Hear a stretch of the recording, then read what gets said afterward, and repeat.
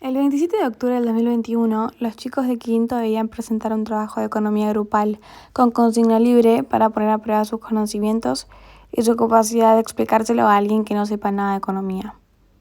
Por eso, un grupo se le ocurrió la idea de hacer 5 estaciones en el patio del colegio para que sea COVID-friendly y buscaron la autorización de las autoridades para que distintas divisiones de todos los años más chicos puedan pasar, escuchar y aprender un poco. ¿Por qué 5 estaciones? Porque cada uno representaba distintos momentos de la historia y explicaba la teoría de un pensador, y estaban decoradas con fotos y cuadros. A Paloma le tocó la primera, el mercantilismo. El mercantilismo, que tuvo lugar entre los años 1450 y 1750, no era un sistema ni tenía un referente como lo había sido Aristóteles en Grecia o Marx y Smith luego, sino que era el producto mental de los estadistas, de los líderes financieros y comerciales y de los funcionarios públicos. Estaba conformado por un conjunto de folletistas ingleses que favorecían determinados intereses y no se llamaban a sí mismos mercantilistas. Pero primero, para poder entender eso, es necesario entender el contexto, los acontecimientos previos que influyeron en las actitudes y política económica. La proliferación de los mercados, por ejemplo, surgieron bancos y florecieron ciudades, el ascenso de la clase mercantil, los viajes de descubrimiento de América y el lejano oriente, lo que hizo que haya una serie continua de cargamentos de oro y plata de las minas del Nuevo Mundo, lo que también disparó el volumen de la actividad mercantil y conllevó a una suba muy alta de los precios. Además, y para algunos lo más importante, se apareció y se consolidó la idea del Estado moderno, que estaba muy vinculado con los mercaderes. Sin dudas, el mercantilismo rompió con las ideas de Aristóteles, Santo Tomás de Aquino y el medievo en sí mismo. Estos mercaderes tenían una actitud muy negativa para la competencia, por lo que aprobaron la adopción del monopolio o la relación monopolista de precios o productos y el otorgamiento de patentes por parte de la corona. También, por la estrecha relación entre estos y el Estado, creían benignas y ventajosas las intervenciones del mismo. La acumulación de oro y plata era el objetivo de la política pública mercantilista. Una de las características del mercantilismo es la balanza comercial positiva. ¿Esto qué significa? Que las exportaciones superan a las importaciones.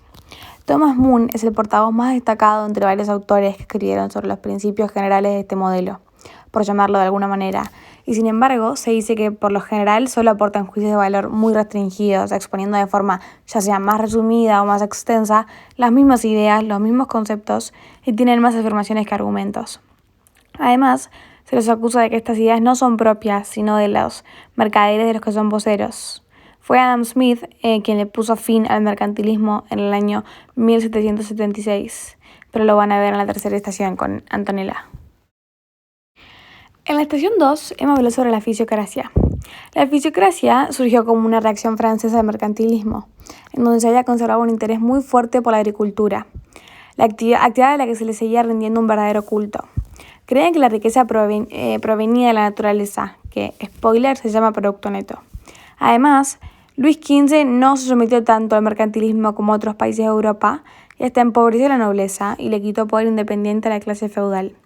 Por otro lado, los terratenientes ven venir cambios, la Revolución Francesa, y los intereses de esta clase representaban en Francia un caso muy particular en un aspecto importante. Si bien casi nunca pueden presentar fundamentación filosófica conveniente acerca de sus privilegios, en vez de considerarlos dados, por decirlo de alguna forma, por derecho divino o simplemente irrecusables. El tema central para los que pertenecían a esta escuela de pensamiento económico, que se denominaban a sí mismos economistas, era que, como dije antes, ellos veían a la agricultura como fuente de toda riqueza, una de las más fuertes críticas de este modelo. Su principio básico era el concepto de derecho natural. Creían que era el que al fin y al cabo regía el comportamiento económico y social. Creían que lo más sabio era dejar que las cosas funcionen por su cuenta, conforme a los motivos y restricciones naturales. La regla que orientaba en materia de legislación y de gobierno en general era laissez-faire, laissez-passer. Este dicho es el máximo legado de los fisiócratas y tiene distintos significados. Tiempo después fue entendido por economistas como algo idéntico a las realizaciones del mercado competitivo. El resultado óptimo, aunque no siempre agradable, que hay que aceptar antes de cualquier intervención del Estado, cosa que muchos critican sobre esta escuela del pensamiento económico. Este sería un laissez-faire limitado o técnico. Pero esta frase también llegó a ser la consigna en contra de toda intervención del Estado, de cualquier tipo, incluso en materia social. Según este criterio, excepto en materia de defensa nacional, En cualquier cuestión concebible, si se deja la situación liberada a sí misma, la solución viene sola. Esta idea se puede llamar laissez-faire teológico. La idea de derecho natural era la base sobre la crítica al mercantilismo, porque claramente las concesiones monopolísticas y todas las restricciones no iban de acuerdo con ella. Además, se formuló otra doctrina todavía más opuesta al modelo de la primera estación, que los dejó sin esperanzas, la noción del producto neto, que ya lo mencioné un poco antes. Esta afirmaba que toda riqueza provenía de la agricultura. Sostenía que los mercaderes, sobre todo, compraban y vendían el mismo producto, sin agregarle nada en el proceso, al igual que en la industria, en la manufactura, que solo agregaba un costo de mano de obra a los productos de la tierra sin agregar nada nuevo, por lo que creían que el precio debía ser el del costo de producción. Y además estaba limitada en extensión por sus orígenes y suministros agrícolas. La estructura de las clases fisiócratas tenía mucho que ver con la idea del producto neto. Estaban primero los terratenientes o propietarios que orientaban, vigilaban y tenían las responsabilidades. Luego venían los productores que practicaban la ganadería y labraban la tierra. Y por último, y en una categoría muy inferior, estaban los mercaderes, manufactureros, artesanos, es decir, la supuesta clase improductiva. Otra contribución novedosa de los fisiócratas fue la tableau économique, un modelo ingenioso ideado para ver cómo los productos circulaban del productor a los terratenientes o propietarios y de estos a los mercaderes o a la supuesta clase improductiva, y cómo el dinero volvía al productor por diversas vías. Fue creado por François Quesnay, miembro destacado entre los que se llamaban a sí mismos economistas o más bien fisiócratas. Algunos consideraban esta invención maravillosa, pero no Adam Smith, que la trató con desdén. En síntesis, antes de que pasen a verlo más en profundidad en la estación 3, quiero dejar claro el objetivo de los fisiócratas, que era reformar y defender el viejo sistema, considerándolo mejor al invasivo mercantilismo y el capitalismo industrial. La Revolución Francesa arrasó con el mundo que los fisiócratas trataron de defender, pero quedó la idea de un sistema económico interconectado e interdependiente, y varios conceptos, como el producto neto, el laissez-faire y el tableau économique. En la estación 3, a Antonella le tocaba a Smith. Adam Smith, la persona en la que se centra esta estación, nació en 1723 y es también conocido como el padre de la economía. Pero antes de meternos a fondo con él, es importante que veamos algunas cosas del contexto en esta época. Primero que nada, la revolución industrial modeló profundamente el desarrollo económico, instalando el capitalismo industrial. También, como vieron con Emma, está la idea del producto neto y del orden natural intrínseco. Todas estas cosas, obvio, van condicionando todo lo que pasa después o en simultáneo. Adam Smith sostenía que el humano tenía 6 motivaciones: el egoísmo, la conmiseración, el deseo de ser libre, el sentimiento de propiedad, el hábito de trabajar y la tendencia al intercambio. También era partidario del laissez-faire, laissez-passer, que vieron con Emma, que generaba mucha polémica. Y todavía al día de hoy. Para el padre de la economía, el incentivo fundamental de la actividad económica es el interés individual. Una célebre frase suya que explica esto muy bien es: no hemos de esperar que nuestra comida provenga de la benevolencia del carnicero, ni del cervecero, ni del panadero, sino de su propio interés.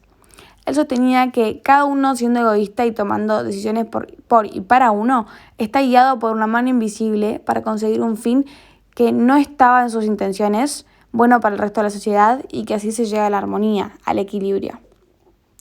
Este hombre fue quien ideó la teoría del valor trabajo, que consistía en que el valor de cualquier cosa se mide por la cantidad de trabajo que puede ser cambiada.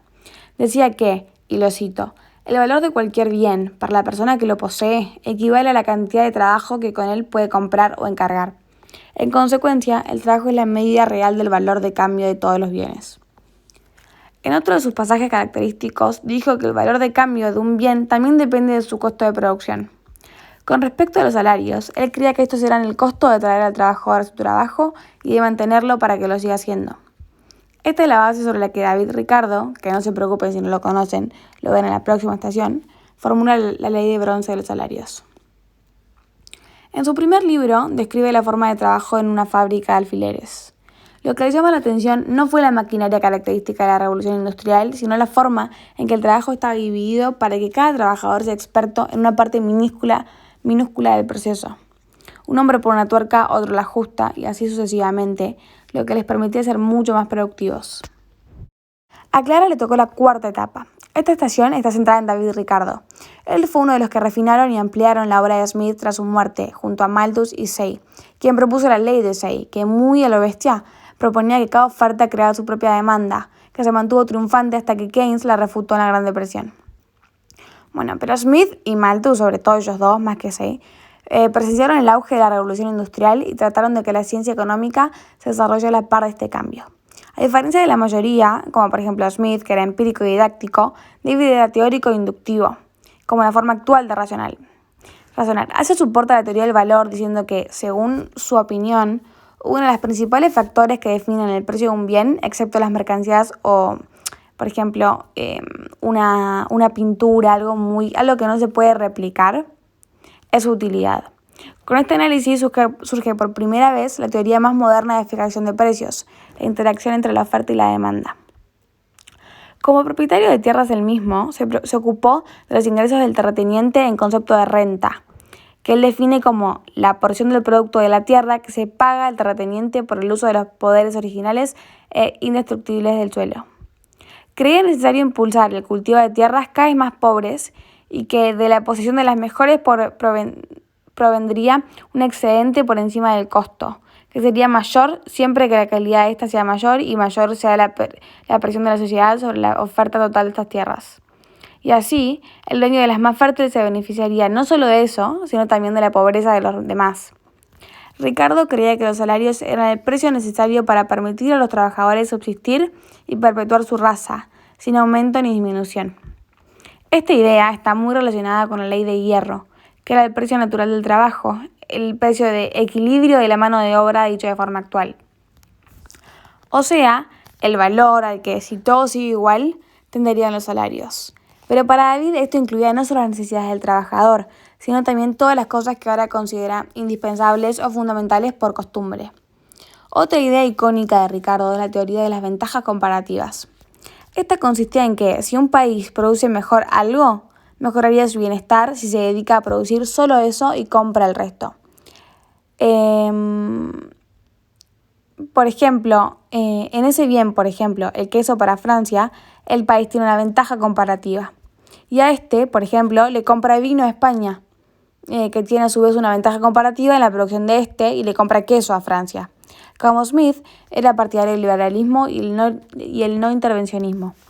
Las ideas de David Ricardo son muy polémicas y discutidas, tanto que personas con ideologías totalmente opuestas, como Karl Marx, las tomarían como base.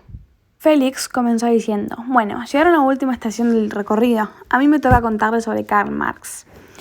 Es contemporáneo de la Revolución Industrial y hace enfoque en las penurias del trabajador. La filosofía de Marx seguía en dos vertientes: el materialismo histórico y el dialéctico. Karl era un filósofo materialista en la medida en que para él lo primordial era lo material, lo sensible, lo que podemos tocar, y todo lo inteligible es secundario. Creía que primero venía la materia y después las ideas, que la materia le da forma a las ideas y por eso se separa de su mentor, Hegel. Cree que las condiciones materiales condicionan nuestra forma de pensar. Él decía que una persona en una choza no podía pensar de la misma forma que una persona en un palacio. También cree que la historia de todas las sociedades hasta hoy es la historia de la lucha de clases. Este es el motor de la historia. La sociedad la ve dividida en dos clases antagónicas: una gran masa de personas empobrecidas y un pequeño grupo que controla los medios de producción. Y este conflicto, él cree que terminaría en una revolución violenta que crearía una nueva sociedad sin clases ni propiedad privada. El estatus económico de estos dos grupos se define por su relación con la propiedad y los medios de producción. El proletariado no los posee, por eso debe vender su fuerza de trabajo a la clase burguesa opresora, que tiene la mayoría. Él creía que los filósofos se preocupaban por analizar el mundo, pero ninguno hizo nada por transformarlo, por eso lo volvió su objetivo. Marx creía que una de las claves fundamentales del sistema capitalista es la plusvalía, la apropiación del burgués, el jefe, de los beneficios que producen los trabajadores. Ellos aumentan el valor de la materia prima que recibieron, pero no se quedan con todo lo que el capitalista gana por este producto, sino con una mínima parte. Para poner fin a la explotación del hombre sobre el hombre, Lo que propone Marx es, mediante la revolución que ya mencioné, tomar el poder político y crear un Estado al servicio de los trabajadores, terminando con la propiedad privada y que pase a mano de este Estado de los obreros. Creía que terminando con esta, terminaba con las igualdades sociales y, por lo tanto, con las clases sociales, terminando en un país comunista, el objetivo de la revolución.